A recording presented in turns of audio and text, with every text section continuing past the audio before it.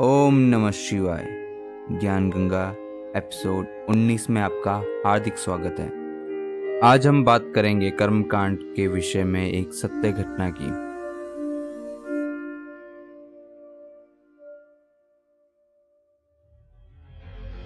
एक समय की बात है कि स्वामी राम देवानंद जी महाराज को 16 वर्ष की आयु में किसी महात्मा के सत्संग सुनने से वैराग्य हो गया था।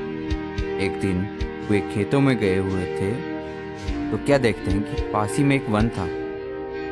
वे वन में जाकर किसी मृत जानवर की हड्डियों के पास अपने कपड़े फाड़कर फेंक जाते हैं और स्वयं महात्मा जी के साथ चले जाते हैं। फिर क्या था, उनकी खोज हुई तो उनके घर वालों ने देखा कि वन में हड्डियों के पास फटे कपड़े पड़े थे। उन्होंने यही सोचा कि जंगली जानवर ने उन्हें खा लिया है। उन कपड़ों तथा हड्डियों को उठाकर वे घर ले आते हैं और अंतिम संस्कार कर देते हैं। अंतिम संस्कार के बाद फिर वे 13वीं तथा 6 माई और फिर उसके बाद श्राद्ध शुरू कर देते हैं।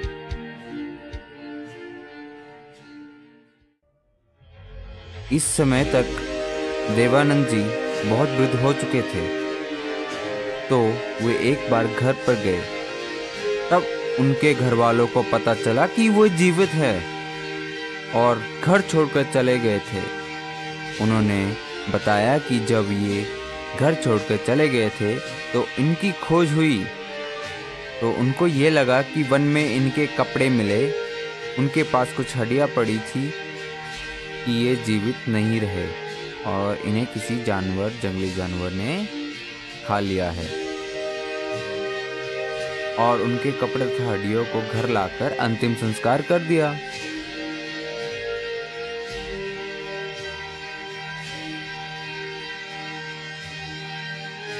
राम देवानंद जी के छोटे भाई की पत्नी से जब पूछा गया घर छोड़कर चले जाने के पश्चात आप लोगों ने क्या किया, तो उन्होंने बताया कि जब मैं ब्याही आई थी, यानी कि जब वो शादी करके आई थी, तो उस समय मुझे इनके श्राद्ध निकलते मिले थे।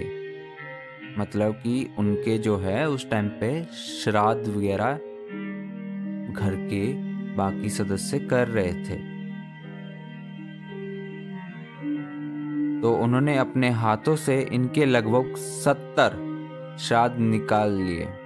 उन्होंने बताया कि जब घर में कोई नुकसान हो जाता था, जैसे कि भैंस का दूध ना देना, धन की खराबी आना, कोई और नुकसान हो जाना आदि, तो वो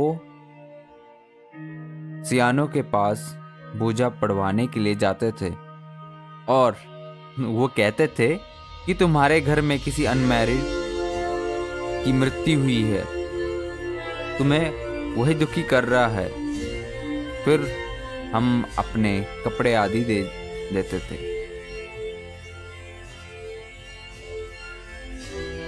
तब हमने कहा कि ये दुनिया का उद्धार कर रहे थे, ये किसको दुख दे रहे हैं, ये तो अब सुख दाता है।